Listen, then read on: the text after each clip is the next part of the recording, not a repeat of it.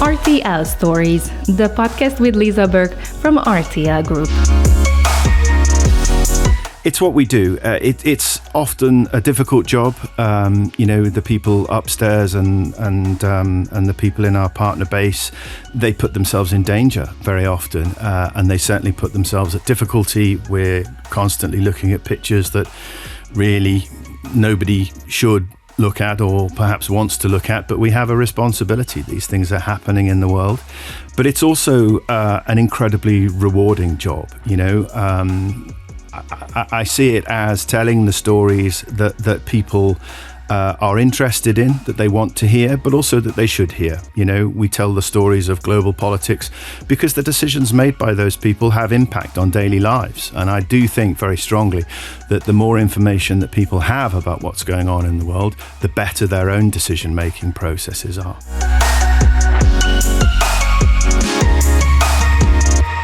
Hello everyone and welcome to RTL Stories, the podcast. My name is Lisa Burke, based here in RTL in Luxembourg, and in this series we explore the lives of some extraordinary people who have made RTL their career home, investigate what they do and how they got there. Now today I'm delighted to welcome Mark Evans as our guest. Mark is originally from the UK, joined RTL Group 10 years ago as Head of News at Enex here in Luxembourg. And over the past few years, he's transformed the news operation at Enex, moving it from a satellite provision service to a truly global TV and digital news content and news production hub. As head of news, one of his focus areas is the topic of fake news and online disinformation. It is wonderful to have you here, Mark, and particularly lovely for me because I know you from a previous life we had at Sky News in London where we first met. How are you? I'm very well, thank you. What a great pleasure to be here. Yeah, who would have predicted that when we first met around, I won't say a while ago. We look the same, obviously. Absolutely. We won't say that. Well, one of us does. Both of us do. Yeah, you've just matured beautifully with age as a fine red wine. Now, a little bit about Enex. It's short for the European News Exchange, a vital part of RTL Group, a network that connects some of the most influential commercial TV broadcasters around the world, including RTL Group business units such as RTL Deutschland, Group M6, RTL Hungary and RTL Luxembourg. Founded in 1993, it fosters collaboration amongst its members by sharing news content and production resources that can be used in local broadcasts. And of course, we must say it's a global entity now. It isn't just what it was originally named after, which is European News Exchange. It's now a global news exchange. So I'd love you to tell us a bit more about Enex. Gosh, okay. We are, I guess, if you know their work, we would consider ourselves a sort of news agency in that we gather content from around the world and we don't publish it or broadcast it ourselves, but instead we distribute that around our own membership. Where we would differentiate ourselves from other news agencies such as Reuters and such as AP TV, which I'm sure most of the people who work at RTL will have heard of, is that we are an exchange. So the words that we like to use are partnership, our club, and as you say, it used to be almost entirely Europe-based, but even then, some of the founding partners were TBS Japan and CBS in the United States. But that has expanded incredibly over the past 20 years, and that we now have 13 partners in Latin America, and still have CBS in the United States, as I say, and then we go right the way across to the other side with Sky Australia. And many, many places in between.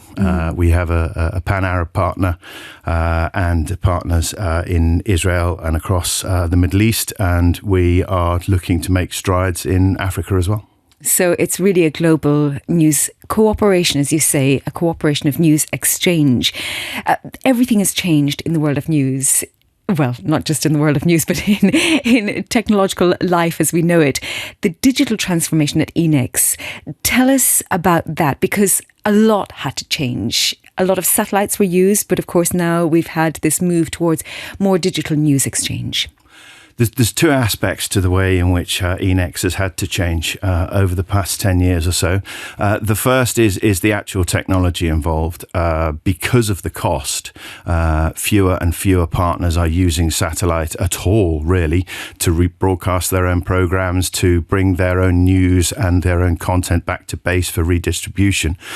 And so we've had to move into the IP sphere. So we are, as well as redistributing news packages, shop material, we relay an awful lot of live content from around the world. And we have moved that onto an IP platform, which is the LiveView platform. And pretty much all of what we distribute now is via IP rather than over satellite. And 20 years ago, even the packages themselves were distributed by satellite. They went on a constant loop, and partners would have to record off the satellite and then relay them themselves. Now it's file transfer through our software platforms. We're launching a new one called NEP at the end of this month, actually. But also in the provision, as I say, of those live signals, it's now through IP. And it just goes to show that a journalist, and you have this very deep history of journalism, it's not just about knowing the news or how to talk about the news, it's knowing how to distribute the news. And you really have to have a fairly strong grounding in the technology. Absolutely, yeah. Particularly TV, of course. I remember my interview at Sky News when I first walked in the door, and the first question they asked me. Fortunately, I had friends who already worked at Sky, so I'd done my homework a little bit, and they weren't interested so much in my editorial decision making because they saw my track record and they were confident of that. So the first question was, you've got pictures of such and such an event that's happening in the Midlands. How are you getting it back? And that was what you were expected to deal with, and they were the problems that you often had to solve. Yeah, it was very challenging, but good fun. And part of the process, as you say, particularly for TV journalism, getting those pictures to where they need to be is half the problem. And making it work. Absolutely. And making it work. I can remember those days. Well, now you mentioned live news, you mentioned editorial decision making, and of course, news is all about storytelling. You have seen quite a number of big events.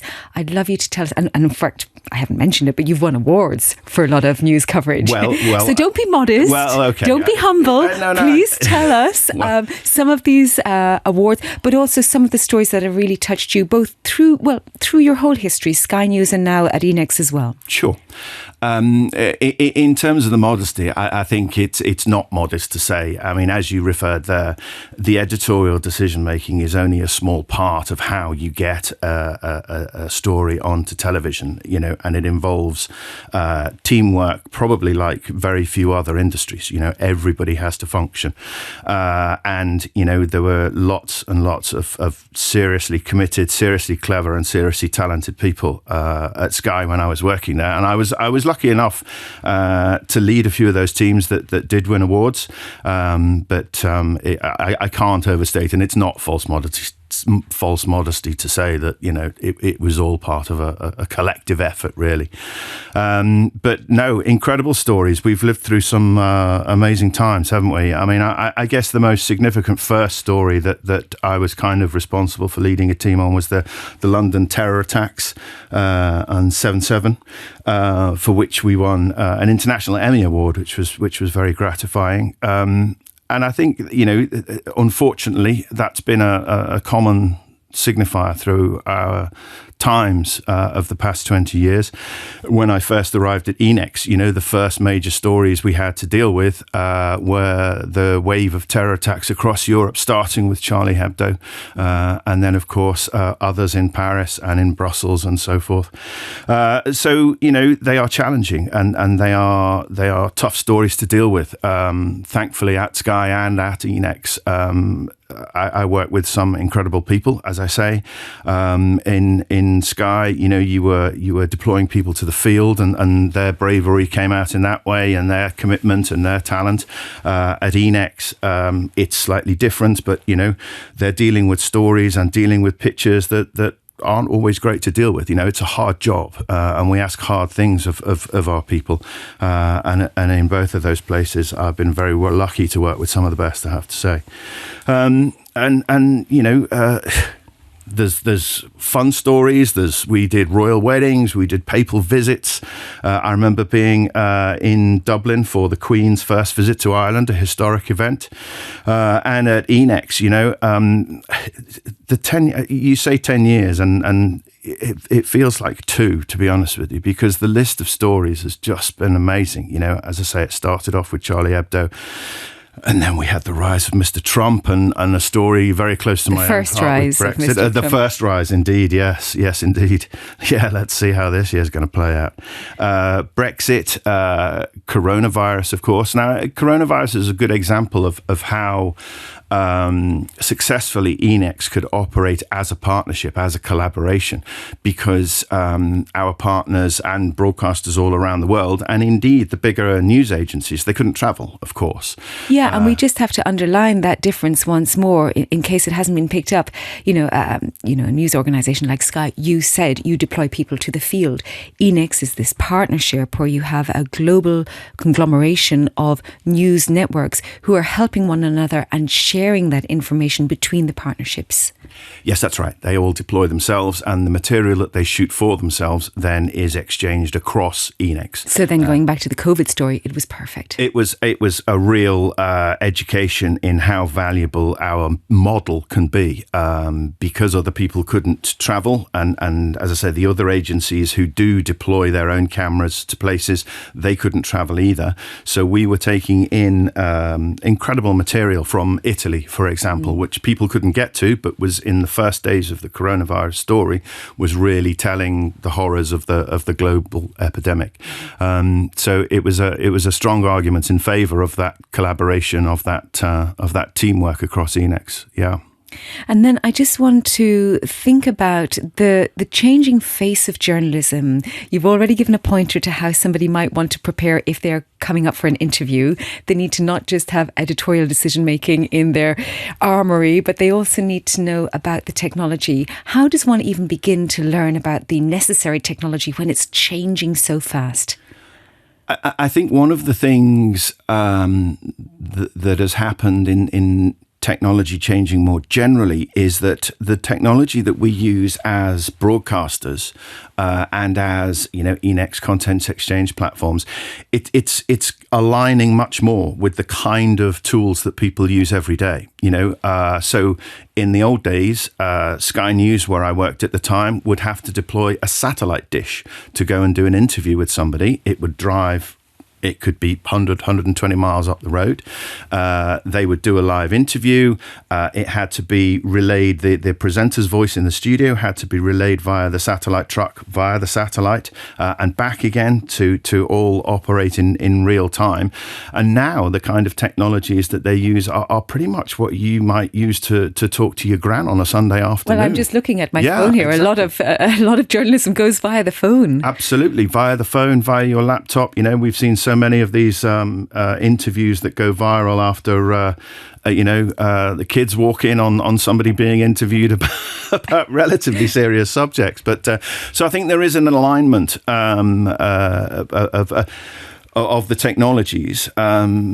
But one of the things that's meant for Enex to bring on the idea of a development in journalism and within Enex itself is that, and it was the second element of the change that I was talking about earlier on, is that Enex's original business model relied on selling satellite space. So that's gone. Mm-hmm. So one of the things that I was brought in for, and one of the reasons my team has worked so hard to develop the editorial side of the business, is that we need to increase the value that people have for our editorial content. So we've moved it outside of the partner base. We've moved it geographically outside of the partner base. We have a unit now which is based in Dublin, which takes material from social media platforms. But we do that very carefully. We we very much operate on the basis that Enex's most valuable asset is its trustworthiness. And so, everything that we publish, that we source from social media platforms is validated that it is what it says it is. It's not fake news. It is genuine. And also that we have the right to unpass it. We ask permission, and then that permission is passed on to our partners. So everything that we publish, partners know they can use with absolute trust. Yeah. Well, that seems to be going forward one of the pillars of authenticity that every strong news organisation wants to have, because of course everybody can be a citizen journalist with these phones nowadays, but in order to stand out and to retain that integrity, that label of trust as a news organisation, it becomes increasingly hard, in fact, to check information. And I know you're part of the Paris-based Trusted Journalism Project. It's a drafting group, so talk to us about that and the conversations that you're having around fake news in journalism. Yeah, so the JTI, we produced a document. It was an initiative that was started by the Reporters Without Borders organisation, hence the based in Paris. And we took a long time. I think we took about 18 months to draft this document. And what it is, it asks a whole load of questions which news organisations are asked to respond to, and based on their answers, they either do or do not get given. It's kind of a kite mark, we think of it as, a stamp of approval that you are who you say you are, and it's very granular questions. I mean, you can't just say, can we trust you? Do you always tell the truth?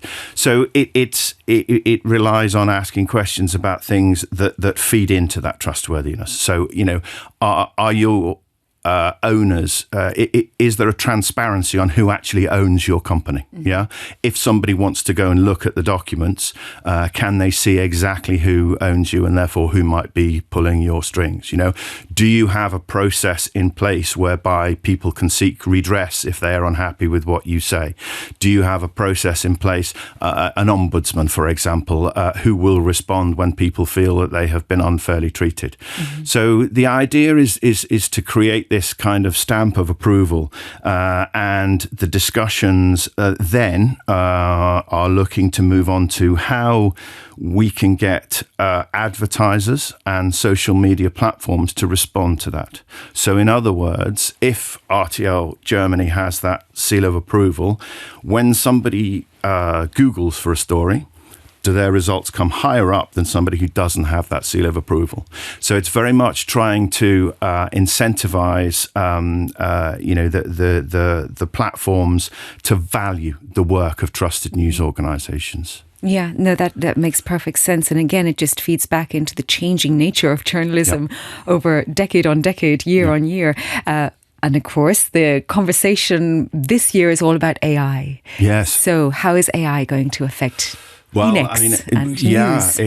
It's that's part of the trust thing as well. I should say as well, sorry, forgive me, just before we move away from the kind of trust in journalism thing, I should make it absolutely clear that the work that RTL on a wider level is doing on this as well. We as a wider company, we had a hackathon a couple of years ago in which we invited people from across the wider company to present ideas, which we then developed, and we brought the shortlist together in Berlin.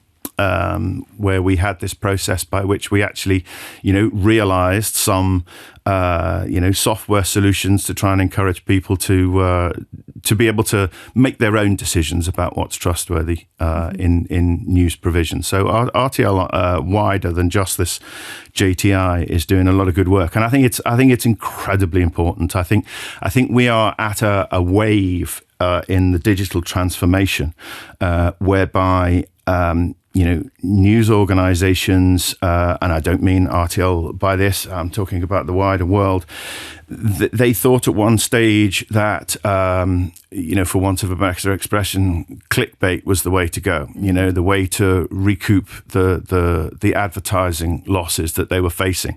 And I think that they're now coming round to the fact that they can't compete on that anyway. And in actual fact, what they do have, their own USP is the trustworthiness. Coming back to the AI. Yes, question. Sorry. No, I like the diversion, and a very important one too. But AI is one of those aspects of technology that will and is currently changing how we all use technology. So how is that being talked about within Enex? Well, it's something that obviously we take very seriously. We've had a couple of our major meetings. We have 2 or 3 meetings a year, which bring together all our partners, and we talk about subjects of interest to them as broadcasters, as news corporations. And AI was a subject at a couple of our recent meetings, and I was kind of determined that it wouldn't be, AI. Should we run for the hills? I mean, it's here, and so we need to use it. We need to make sure that it's not being used improperly, but we should be making sure that we can get the best value out of it, about making ourselves more efficient, about using it in ways that make our storytelling better. As I mentioned earlier on, we're launching our new content exchange platform later this month, and thanks to our friends at BCE here, it has AI technologies built in, which will allow us to do automatic translations and transcriptions. It will allow us to logarithmically analyze what people actually want. Just to say, BCE is Broadcasting Centre Europe. Sorry. No problem. And of course, we have Xavier Thielen on a previous podcast. You can check that out. Excellent. So there's that aspect which we are embracing enthusiastically to make our product, to make what we give to our partners more valuable, more useful, more efficient. And then there's the one that people get more excited about, perhaps, which is generative AI. And we use that as well because it's a tool. But again, as I say, it's something that we're very careful about. It's something that we're very assiduous about. So, one of the it's not a difficulty, but one of the functions that Enex has to perform is that the content that we take from around the world, obviously in 100 different languages, we provide to our partners in the common language of English. Mm-hmm. So everything that we bring in is translated. So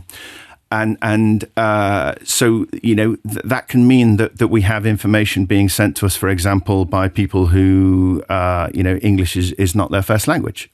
They speak many others, certainly more than I do. But we need a little bit of help with that sometimes. So we use generative AI tools to restructure perhaps some of the content that they provide to us, not change it. And in fact, we are very specific that we do not bring anything outside of what they've sent us, if you see what I mean. Mm. All the information, all the facts, we only reassemble from what they've actually sent us. So we don't ask the AI tool to go outside and add information to it, because that's no longer a trusted source for us, mm-hmm. as the partners are trusted sources, and what we find out for ourselves and verify is a trusted source. So we use AI tools to help us write better headlines, for example, and help us write better story summaries, which will make them easier to use by the partners. But as I say, we're very careful not to bring in information from outside our own knowledge pool. And everything, I insist, as the head of news, is the last thing that checks that is a pair of human eyes. So it's kite sealed, stamp of approval. Totally. In fact, you're using AI as the powerful tool that it is, in fact. I want to now talk about the global teamwork that you're developing at Enex, because you have all of these news conglomerates around the world, and you've spoken about the cooperation necessary. You've spoken about, in your own work as a journalist, the importance and the value of very strong teamwork. Everything depends on teamwork. So how do you develop that strong teamwork when you're dealing with global communities? Gosh, that's a good question. You're right. There are two elements to it. One is obviously ensuring that we have a closely knit and successful team here in Luxembourg at Enex itself. But then, as you say, the vast majority of the work that is done on behalf of the partnership is done by people in far-flung places, in Tokyo, in New York, and everywhere in between. So that is a kind of a unique aspect to Enex in that, we have to lean quite heavily on the power to persuade. But I think the principles are the same, really. It's about clear communication. It's about strong connection with people. It's about conversations on a regular basis, ensuring that everybody buys into those shared goals and shared world outlook of what Enex can do on behalf of the group. And I think that's something that we would very much take pride in. And it's something that we do use to differentiate ourselves from other big agencies such as AP and such as Reuters, in that we have the common touch. We're not just a faceless platform by which you can access video content. We very much encourage all our partners to talk to us on a regular basis, in both directions, what we can do for them as well as what they can do for us.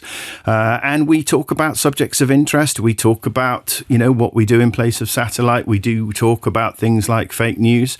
But we do joke as well that 90% of the benefit we get from those meetings comes out of the conversations that we have in the bar after all the sessions have closed. So, well, that's very important. It's where a lot of business is done. That and on the golf course, apparently. But I'm quite sure with these valuable conversations, whether they be online, via email, or in person at the bar, you get the global view, not just the Europe-centric view, but the global view of how people are dealing with the same problems. Very much so. And I think that is the great strength of the modern Enex. Now, I want to end on a quote that a colleague found. Gosh. And you've shared on LinkedIn. Everything comes back to storytelling and communication, the driving forces of my career. I want to bring it back to this because we've spoken a lot about the technology, but really at the heart of everything is the journalistic storytelling. And I'm quite sure in your life, this still matters to you. Yeah, very much so. I mean, it's what it's all about when it all comes down to it, I think.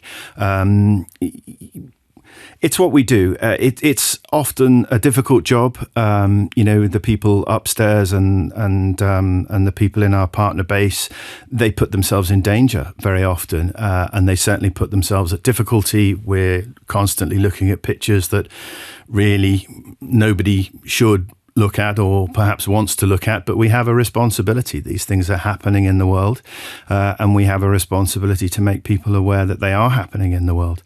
But it's also an incredibly rewarding job.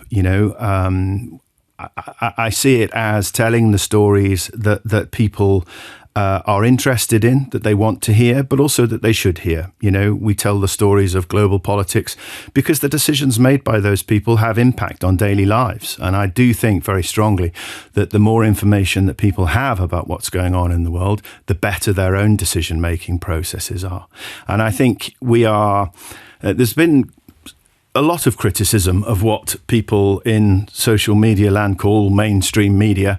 And some of it, I think, has perhaps been well-founded. I think a lot of big news organizations, I'm not talking about RTL necessarily here, but a lot of big news organizations are finding it difficult to find a way through telling some of the more contentious stories that are arising in our society now. They're polarizing people.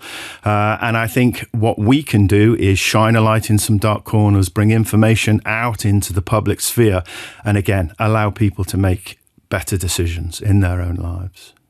Well, we have to end on that very strong journalistic note. Mark Evans, thank you so much for your time. Thank you for the work you do at Enex. Of course, you can find out much more about Enex on your various social media sites. Absolutely. And website, of course, and get involved. It's a shared community, a growing community as well. Yeah. Thank you so much for your time, for listening, for tuning in, for watching us. And you can find out more about RTL Group on our website, on the internet, leave comments. And of course, we also have social media on all of the various platforms, YouTube, Instagram, LinkedIn, and X, as it is now called. It's been a great pleasure to be your host once more, and we'll be back with more RTL stories very soon. Keep tuned.